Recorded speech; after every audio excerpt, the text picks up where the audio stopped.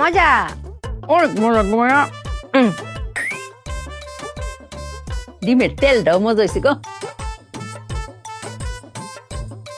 বাক্কা মজা ও বউ আমরা ঘরে তো তেল আছি না তেলের যোগানটা তুমি করতে পাইছো গো মায়া বুদ্ধি কাটিয়েছি মায়া।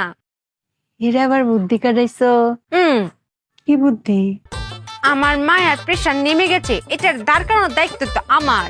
তা ভাবলাম মায়াকে একটা ডিম ভেজে খাওয়াই। ছোলার কাছে গেছি ডিম ভাজতে, গিয়ে দেখি তেল নেই। এখন তেল ছাড়া আমি কি করে ডিম ভাজ করবো মায়া? পরে অনেক বুদ্ধি কাটাচ্ছিলাম, বুদ্ধি কাটাতে কাটাতে আমার চোখের সামনে দিয়ে সই করে একটা তেলা চলে গেল। তখন আমার বুদ্ধিটা খুলে গেল মায়া, যে এর নাম তেল চোরা কেন? নিশ্চয়ই সে তেল চুরি করে। তারপরে আমি কপ করে তাকে ধরে ফেললাম। তারপর ভাবলাম যে একটা দিয়ে তো হবে না, আমি প্রত্যেকটা কোনায় কোনায় চিপে চিপে সবগুলো তেল চোরাদের খুঁজে বের করলাম। বিশ্বাস করেন মায়া, আমি একটা তেল চোরাকে বাকি রাখি নাই, সবগুলোকে ধরেছি। ধরে একটা কড়াই রেখেছি, রেখে যে আগুনটা দিয়েছি না মায়া, এতগুলো তেল বেরিয়েছে না মায়া, পুরো 1 লিটার হবে।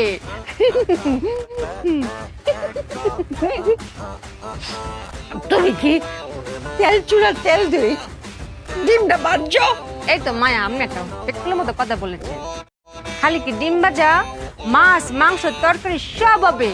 আমি চুপে যতদিন এই সংসারের বুকে বেঁচে আছি আর কোনোদিন তেল কিনতে হবে না মায়া।